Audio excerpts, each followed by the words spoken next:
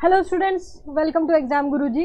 Jail प्रेरी की class number 27 में आप लोगों का स्वागत है, जहां पर हम लोग आज से जेल प्रेरी के टॉपिक रिलेटेड क्वेश्चंस करने वाले हैं। जो कुछ भी हमने अभी पढ़ा है, आज का जो लेक्चर, आज और कल का जो लेक्चर रहेगा वो जेल प्रेरी में आए हुए प्रीवियस ईयर के क्वेश्चंस जो टेंस और वर्ब्स में है, ठीक है, वो होंगे। आपका सेल्फ टेस्ट जैसा जो कुछ भी अभी तक पढ़ाया है उसके ऊपर है, ठीक है। तो आपको ध्यान से करना है। बस आज का लेक्चर, अब से अपन जो कुछ भी कर रहे हैं वो आपको करना है ना, क्योंकि मेरे को जितनी मेहनत करनी थी मैंने लास्ट लेक्चर तक कर दी, ठीक है। जो लोग भी नए ज्वाइन हुए हैं, सारे लेक्चर्स देखना जरूरी है। आप चैनल पर जाकर प्लेलिस्ट ओपन करेंगे, उसमें जेल प्रेरी के सारे अभी तक के लेक्चर्स वहाँ पर सारे के सारे हैं ना, नंबर वाइज वहाँ पर लिखे हुए, क्लियर। तो आप वो जाकर पूरा ले सकते हो, ठीक है। क्लासेस आपके मंडे से सैटरडे 3 बजे रहा करेंगी, और जो भी डाउट आपके क्वेश्चन रिलेटेड आते हैं आप यहाँ पर कमेंट सेक्शन में छोड़ दिया करें, मैं रिप्लाई करूंगी, क्लियर।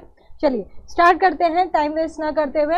हाँ भाई, क्लास नंबर 26 तक जो पढ़ के आया है उससे सारे क्वेश्चंस बनेंगे, ठीक है। अब यहाँ पर मैं समझाने नहीं बैठूंगी, समझा मैं सब चुकी हूँ यहाँ पर लास्ट लेक्चर तक, क्लियर। तो उस हिसाब से आप प्रिपेयर्ड रहे, और जो बच्चे नए ऐड हुए वो जितना समझ आए समझें, और फिर आप लास्ट के लेक्चर्स लें, उसके बाद फिर इस लेक्चर को देखोगे तो सब आएगा, क्लियर। चलिए स्टार्ट करते हैं। ये आए हुए क्वेश्चन से सारे, ठीक है भैया। Number 1, you dash that you like the book.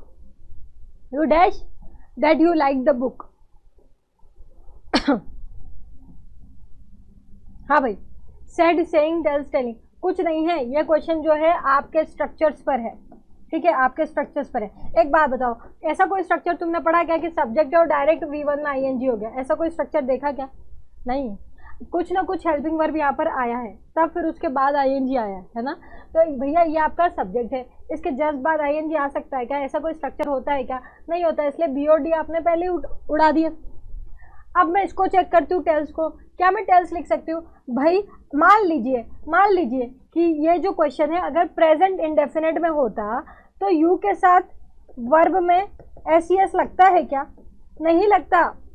उस लेक्चर में देखिएगा, प्लेलिस्ट में जाकर इंडेफिनेट वाले में अपन ने सीखा है कि यू, आई और प्लूरल, इनके साथ वर्ब का प्योर फॉर्म लगता है इंडेफिनेट टेंस में।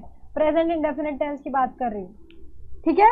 वर्ब का प्योर फर्स्ट फॉर्म लगता है, SES नहीं लगता है। इन लोगों, आप तो सीधे भी याद कर लो, ठीक है। यू, आई और प्लूरल के साथ वर्ब में SES नहीं लग सकता। यू, आई और प्लूरल के साथ, बहुवचन के साथ वर्ब में SES नहीं लग सकता, इसलिए आपका ये भी गलत हो जाता है।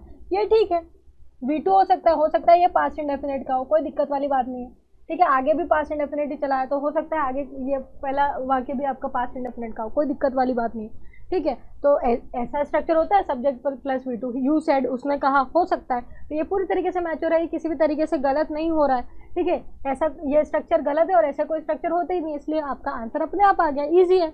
ये वर्ब का क्वेश्चन था, जेल प्रेरी में पूछा गया। आगे बढ़ते हैं। नेक्स्ट है वो टेंस, अगर आप वर्ब ना पढ़ो तो टेंस में ही कवर हो जा रहा है वो, ठीक है, वो एक ही बात है। आगे बढ़ते हैं। My mother always dash a sari. सबसे पहले ये ढूंढने की कोशिश क्या करो कि क्या तुम्हें कोई हिंट मिल रही है कि कोई पर्टिकुलर टेंस आएगा।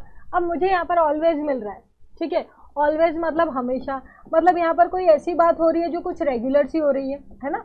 बोलो ना, मैं हमेशा वहाँ जाता हूँ, मैं हमेशा, वो वहाँ हमेशा ऐसा करता है, ताहे तीहे थे, या ऐसा कुछ रेगुलर सी बातें हो रही है। तो मुझे ऐसा कुछ आइडिया हो रहा है कि यहाँ पे इनडेफिनेट टेंस आ सकता है, ठीक है, क्योंकि यहाँ पर हमेशा मिला है मुझे। तो इसीलिए आप जाके देखो कि इनडेफिनेट टेंस के कौन कौन से यहाँ पर मैच हो रहे हैं वर्ब। देखो, तो सबसे पहले हीरो कौन है? My mother. माय मदर मतलब सिंगुलर, मेरी मम्मी, मतलब एक वचन, और एक वचन के हिसाब से आपका ये लग सकता है, ठीक। और इनडेफिनेट के हिसाब से अगर देखा जाए तो ये गलत हो जाएगा, सी, क्योंकि इंडेफिनेट के स्ट्रक्चर में ING नहीं लगता, और न ही इंडेफिनेट के स्ट्रक्चर में हैज हैव लगता है। अब ये दो ऑप्शन थे। अब क्योंकि मदर सिंगुलर है तो S लगेगा, अगर सिंगुलर नहीं होती तो ये वाला सही होता। मतलब अगर अपन किसी और की बात कर रहे होते, एक से ज्यादा लोगों की, तो ऑप्शन A सही हो जाता, लेकिन मेरी मम्मी बोला, मतलब एक की बात हो रही है, इसलिए S लग जाएगा। तो आपको देखना था इन दोनों में से, क्योंकि इंडेफिनेट यहाँ पर आपको ढूंढना है कैसे, रेगुलर, हमेशा की वजह से, ठीक है, इजी है भाई। यहाँ से आपको हिंट मिल रही है, आपको समझ में आ रहा है क्या ढूंढना है मुझे। आपको अपने हिसाब के जो भी आप ढूंढना चाह रहे हो उस टेंस के 2 ऑप्शन मिलते हैं, बाकी तो गलत हो जाते हैं ना, ये तो जमेगा ही नहीं। अब आप उसमें से सब्जेक्ट के हिसाब से चूज करोगे तो भी आपका आंसर होगा, इजी है। आगे बढ़ते हैं। Next, my mother dash from service 3 years अगो। क्या आपको इस पूरे सेंटेंस के अंदर कोई ऐसा वर्ड दिख रहा है जो आपको हिंट दे रहा है, जो मैंने पिछले लेक्चर्स में समझाया? हाँ, आप याद करो जब अपन ने क्वेश्चन पैटर्न का लेक्चर लिया था जो अपना इंडेफिनेट और कंटिन्यूअस पर था, उसमें अपन ने सीखा था कि जिस भी सेंटेंस में अगो आ जाए, जिस भी सेंटेंस में अगो आ जाए, आंख बंद करके V2 पे राइट करना है अपने को उस सेंटेंस के अंदर। अब देखो, माय मदर के बाद V2 आना ही है, मतलब पास्ट इंडेफिनेट होगा ही होगा अगर अगो आ गया। मैंने पढ़ाया था, क्या क्या पढ़ाया था? अगो हुआ, यस्टरडे हुआ, या फिर कोई पुराना साल हुआ इन 2000, या फिर कोई लास्ट करके टाइम हुआ, लास्ट ईयर, कोई भी टाइम, लास्ट संडे, लास्ट जून वगैरह। ये सब जब भी आप देखते हो तो 101% आपको पास्ट इंडेफिनिट टेंस बनाना है। अब देखो, माय मदर, इसके बाद V2 मेरे को ढूंढना है। मैं अभी ऑप्शन मुझे मिले ही नहीं है, तो अभी मुझे पता है कि मुझे आंसर क्या देना है। ठीक है, देखो यहाँ पर रिटायरिंग गलत, ING लगाना ही नहीं है। रिटायर्ड ये V2 है, रिटायर का V2 रिटायर्ड होता है, V3 रिटायर्ड होता है, रिटायर हो जाना। ठीक है, ये सही है। फिर भी तुम्हारी मन की शांति के लिए, पीस ऑफ माइंड के लिए अपन देख लेते हैं। ये देखो V2 नहीं है, ये तो V1 है, हटाइए इसको। ये V1 में SES लगा दिया, हटाइए इसको, अपने आप आपका आंसर आ जाता है। आगे बढ़ते हैं, नेक्स्ट क्वेश्चन। पहले पॉज करके आंसर देना, उसके बाद मेरे सॉल्यूशंस देखना। ठीक है, please do not disturb me, मुझे डिस्टर्ब मत करो। While I dash my homework, क्या कुछ ऐसा कीवर्ड मिला जो मैंने आपको पिछले कुछ लेक्चर में समझाया हो? हाँ, इसके बारे में कोई कहानी करी थी मैंने कंटिन्यूअस टेंस के क्वेश्चन पैटर्न पढ़ाते समय। पिछले लेक्चर्स में जाएंगे, मिल जाएंगे। कंटिन्यूअस टेंस के क्वेश्चन पैटर्न जब मैं पढ़ा रही थी तब मैंने आपको बताया था कि वैसे तो नॉर्मल इंग्लिश लिखने बोलने में आप कुछ भी कैसे भी लिखते हो, जैसे अपन हिंदी में कुछ भी लिखते हैं, अपन प्योर हिंदी तो बोलते नहीं है, लिखते बोलते अलग है।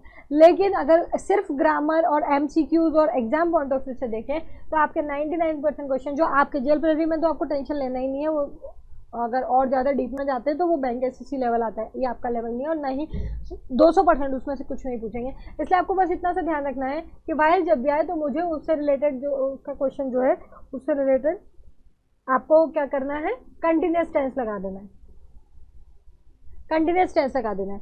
अब देखो यहाँ पर मुझे बस कंटिन्यूअस टेंस ढूंढना है मेरे हीरो के हिसाब से। हीरो क्या है? आई।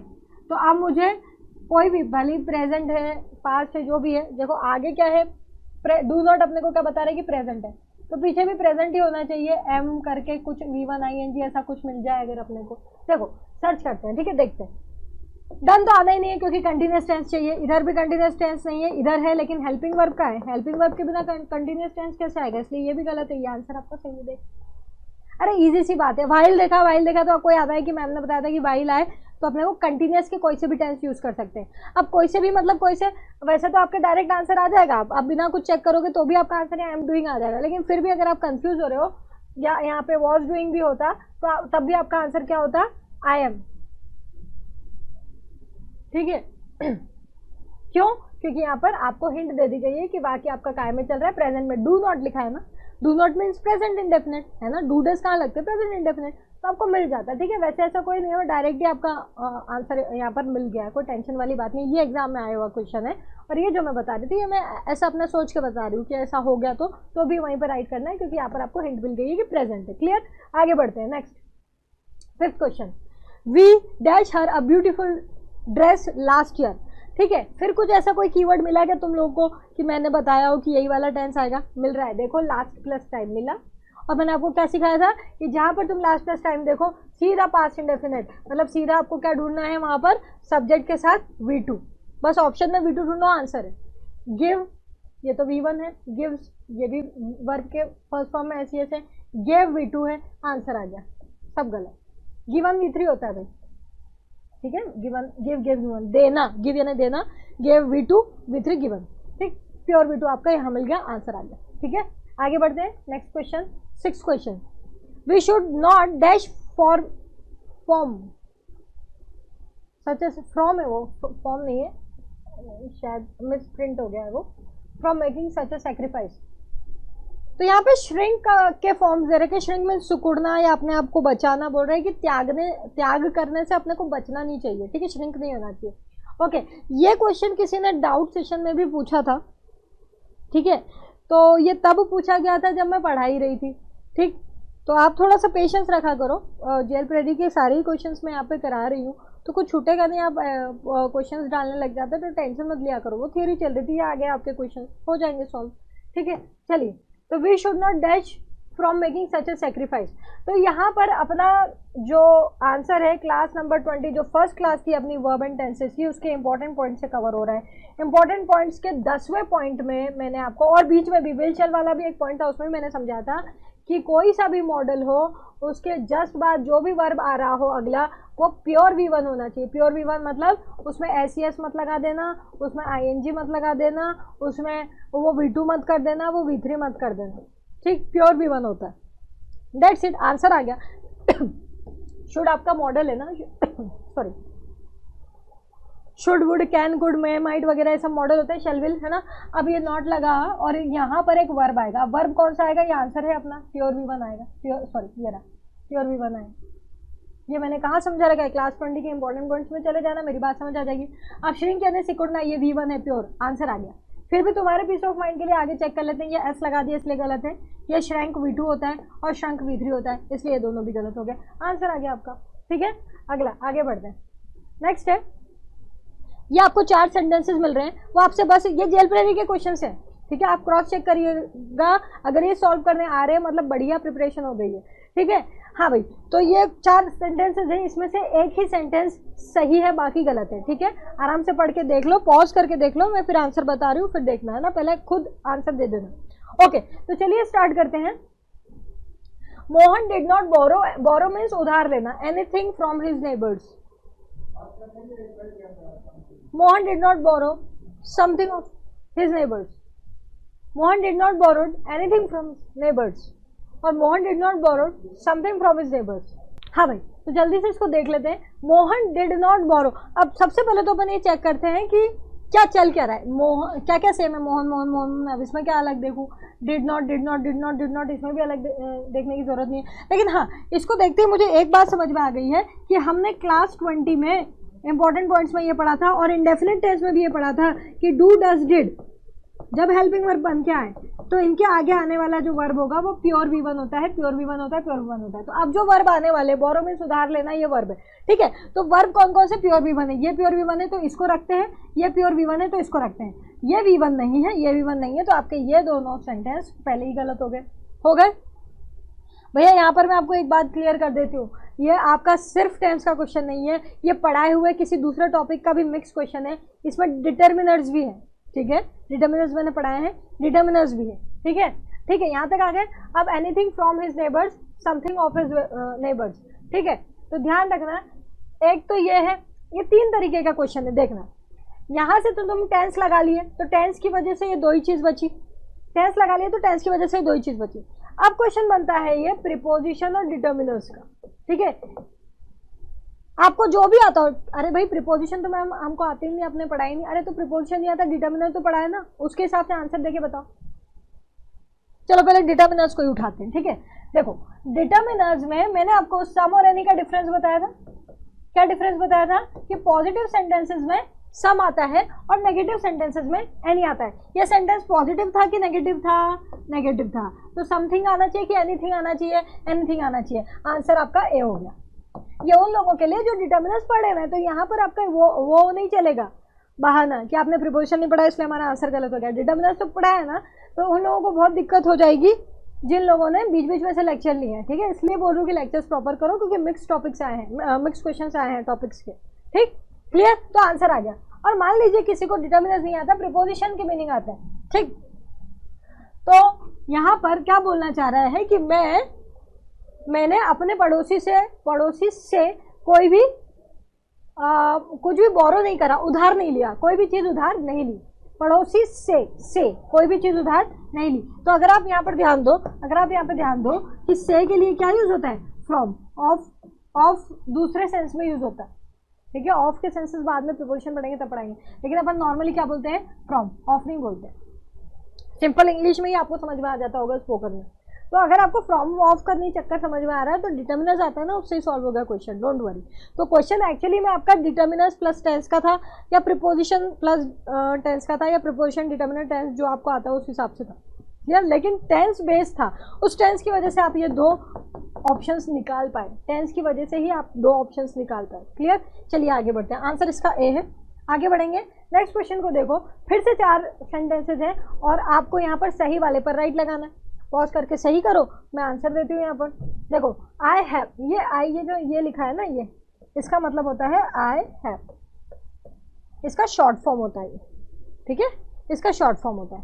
अब ये आई हैव का शॉर्ट फॉर्म है, मतलब यहाँ पर हैव है, और हैव है तो यहाँ पे V3 आना चाहिए। तो सबसे पहले अपन चेक कर ले कि कहाँ कहाँ पर V3 नहीं है। ये देखो ये V3 नहीं है, इसलिए इसको रॉन्ग कर देते, ठीक। अब ये आई हैव बीन ये सब बढ़िया चल रहा है, ठीक।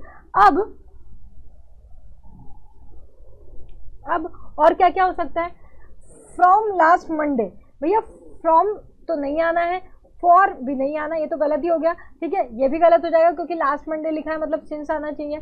अब ये और ये, इसमें से क्या गलत होगा, क्या सही होगा?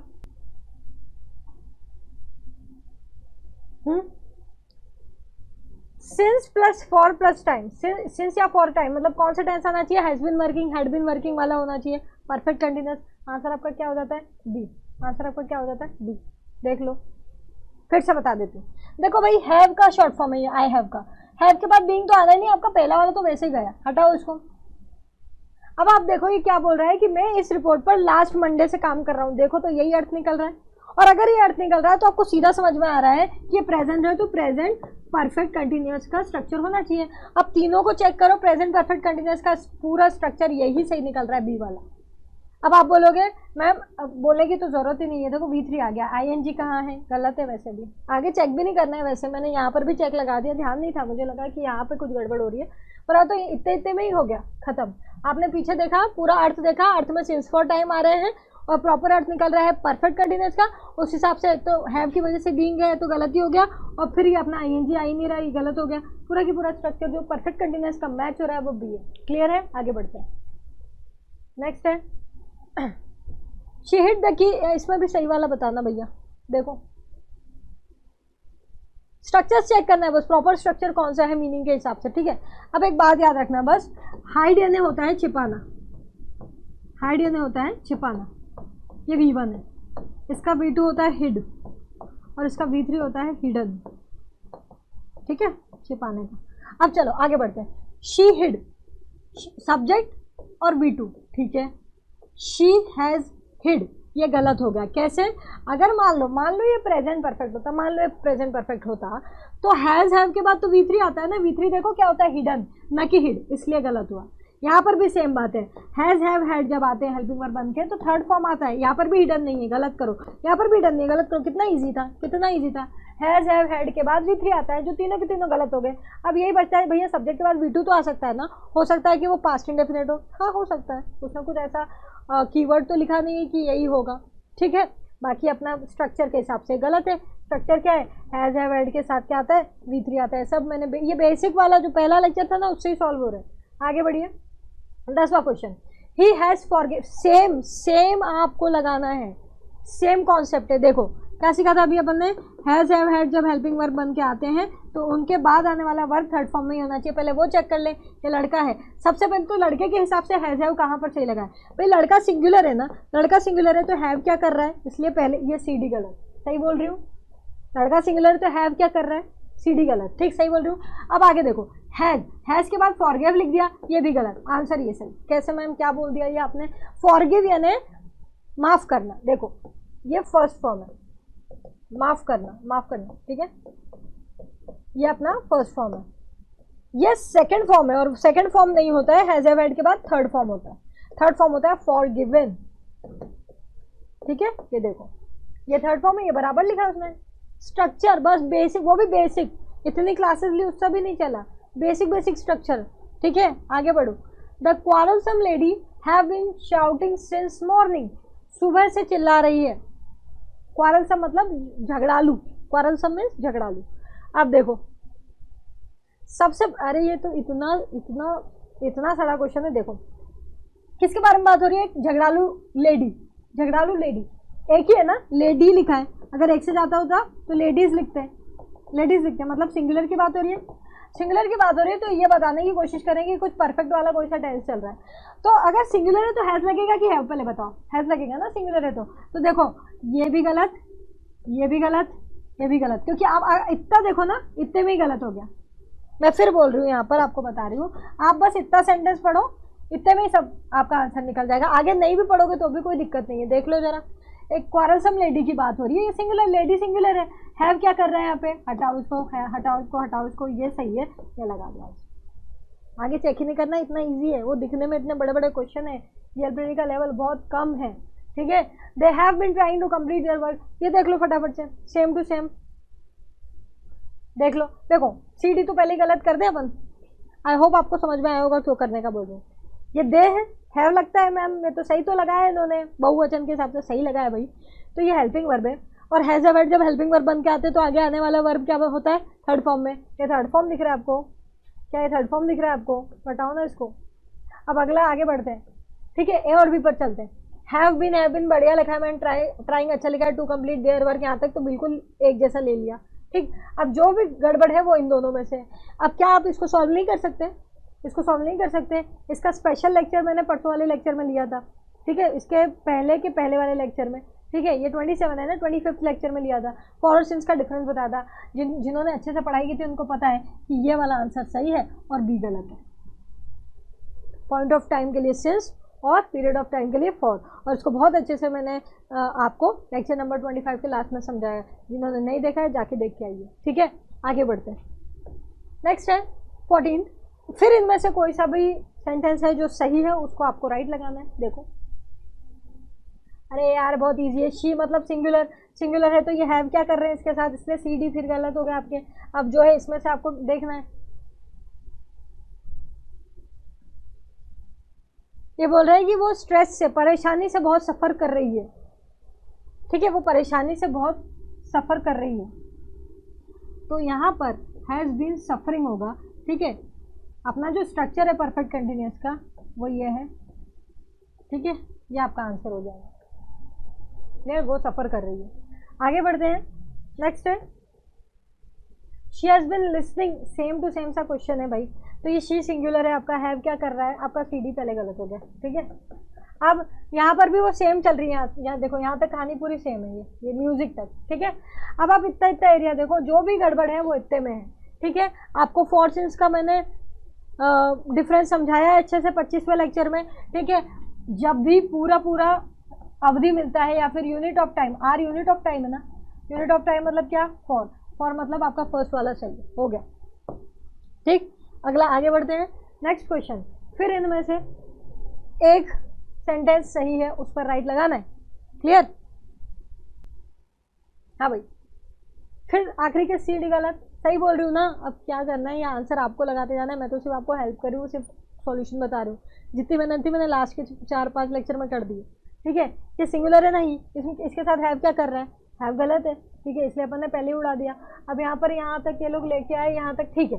अब जो भी अलग अलग चीज़ें हैं वो ये है। अब इन दोनों में से एक सही है। क्या करना है अपने को, फॉर सिंस का फंडा लगाना है जो अपन ने क्लास 25 में किया था। फॉर के साथ अगर यूनिट ऑफ टाइम हो, भैया आर यूनिट ऑफ टाइम है ना, आप इससे समय को नापते हैं ना, तो आर यूनिट ऑफ टाइम है तो फॉर लगेगा। फॉर वाला ये ऑप्शन था आपका, ये आपका आंसर हो गया, फॉर द लास्ट 2 आवर्स हो गया, ठीक। नेक्स्ट, द बॉयज हैज, यहाँ पर सही वाले में आपको राइट लगाना है। ये देखो, सबसे पहले तो ये है, अरे ये मैं एक बात बताती हूँ, इधर देखो कितना सड़ा सा क्वेश्चन है। आप इतना पढ़ोगे ना, इतने में आंसर आ गया। देखो सही बोल रही हूँ, दिखाने को इतने बड़े बड़े बड़े क्वेश्चन डाल दिए हैं, इतना पढ़ोगे इतने में आंसर आ गया। सही बोल रही हूँ। देखो यहाँ पर बॉयज क्या है, बहुवचन है, बहुवचन है प्लूरल, तो ये हैज़ क्या कर रहे हैं इसके साथ, ये हैज़ क्या कर रहे हैं, उड़ा दीजिए इसको, आंसर आंसर। और देखो मॉर्निंग के साथ सिंस भी लगाया, बराबर लिया है, सब कुछ हो गया, खत्म, ओवर। 17 क्वेश्चन देखिए। Next question, he is one of the laziest person I have ever come across, I has ever come across, ठीक है, मिल गया, ठीक है, मैंने ही गलत पढ़ दिया था। चलिए आंसर क्या हो गया आपका, आंसर क्या हो गया आपका, सी। सी में गलती है, क्या मिस्टेक है, आए हैं तो हैज़ क्या कर रहा है, आई के साथ हैज़ तो कभी नहीं लगता, हैव होता है, ठीक है ना, पढ़ा है ना अपन ने। Simple basic questions, basic level, basic concept, यही वो एग्जैक्ट क्वेश्चन है जो आपके जेल डिपार्टमेंट में आए हुए हैं, क्लियर। चलो, तो मेरे हिसाब से अब अपना डर जा रहा है ना, जिसको भी फोबिया बैठा हुआ था इंग्लिश कैसे करेंगे, मुझे नहीं लगता आपको कोई प्रॉब्लम है ना। अरे मैं तो सिर्फ आपको एक बात बता रही हूँ, एक फॉर्मेलिटी थी आपके पिछले 3-4 लेक्चर में अच्छे से स्ट्रक्चर्स कराना, कुछ चीज़ें उसमें से कवर हो जाती है, लेकिन आपकी मोर देन 50% क्वेश्चंस ना आप देख रहे होगे यहाँ पर, मोर देन 50% क्वेश्चंस आपके पहले लेक्चर जिसमें इंपॉर्टेंट पॉइंट्स दिए थे ना मैंने, उसी में से जा रहे हैं। मोर देन 50% बचे कुछ 25-30% आपके बीच के 3-4 लेक्चर से गए, बाकी मोर देन 50% आपके सिर्फ पहले लेक्चर में ही जा रहे हैं। देख रहे हो ना आप? क्लियर? आगे बढ़ते हैं नेक्स्ट। इसमें से भी सही वाले पर राइट लगाना है अपने को। हीरो कौन है? ही। तो हैव क्या कर रहा है? हटाइए, हटाइए इसको। ठीक, अब 2 ऑप्शन बचते हैं, देखते हैं इसको। ही हैज बीन टीचिंग, ये इन है ना, ये मिस प्रिंट है, ठीक है, प्रीपोजिशन का प्रॉब्लम नहीं है यहाँ पे, ठीक है। हाँ, इन है वो, मैं इसको ब्लैक से ही कर देती हूँ, नहीं तो सोचोगे मैंने कुछ करा। ये इन है भाई, है ना। चलो आंसर दो इसको से थे भैया, सीधी सी बात है, फॉर सिंस का प्रॉब्लम है यहाँ पर। ईयर लिखा है, ईयर क्या है? आपकी मेजरमेंट यूनिट है। 3 ईयर्स अवधि दिख रही है, लॉन्ग टर्म दिख रहा है, ईयर मेजरमेंट की यूनिट है टाइम की, और जहाँ टाइम की मेजरमेंट की यूनिट आती है कौन आता है? फॉर आता है, इसलिए आपका आंसर क्या हो गया? ए, और इसीलिए आपका भी गलत हो गया, ठीक है। हाँ, अगर मान लो 3 साल पहले क्या है? 2019 था, 2018 था, ठीक है। तो अगर यहाँ पर 2018 लिखता है ना तो सिंस आ जाता, 2018 लिखता तो सिंस आ जाता, लेकिन इसने क्या 3 ईयर्स लिख दिया, अवधि बता दी, मेजरमेंट की यूनिट दे दी, इसलिए अपन क्या लिखेंगे? फॉर लिखेंगे। आंसर आपका क्या हो जाता है? ए हो जाता है। 19वां क्वेश्चन देखिए यहाँ पर, फिर से आपको सही वाले पर राइट लगाना है। यार ये बहुत सड़े से क्वेश्चन है, अब मैं क्या करूँ? ऐसे ही क्वेश्चन आया, मैंने इसको ऐसे ही छपवाया है, ठीक है। ये देखो, इतना पढ़ना, बस 2-2 शब्द, उसमें आंसर आ गया। भैया मदर, मदर सिंगुलर है, मदर हैव लगेगा क्या? सिंगुलर के साथ हैव लगता है ना, आ गया आंसर। मत पढ़ो आगे भी, कुछ नहीं, ठीक है। 20 वाले क्वेश्चन देखेंगे। अब ये देखो, यहाँ पर भी आपका सेम टू सेम है, वही की वही चेक करना है भाई, देख लो फटाफट से। गैस क्या है? प्लूरल है, प्लूरल के साथ हैज क्या कर रहा है? पहले तो इसको उड़ाओ। अब यहाँ तो हैव तीनों बराबर से हैं। अब अपन ने ये पढ़ा है कि हैज हैव हैड के बाद क्या आता है भाई? V3 आता है। V3 नहीं है, ये इसको हटाओ, ये तो V1 है, ये V1 में SES लगा हुआ है, इसको भी हटाओ, ये बराबर V3 है, आपका आंसर आ गया, खत्म। क्लियर? तो इस तरीके के क्वेश्चन अपने एग्जाम में है, सेम लेवल है, ठीक है। चीज़ें थोड़ी सॉर्टेड रहे, इसलिए इसको 2020 के सेक्शन में 3 भागों में बांटा है। इसी का वर्ब्स एंड टेंसेस का ही नेक्स्ट पार्ट कल रहेगा।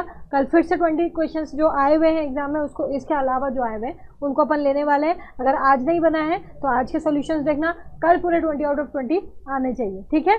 क्लियर है? तो यहाँ पर अपन आज का लेक्चर ओवर करते हैं।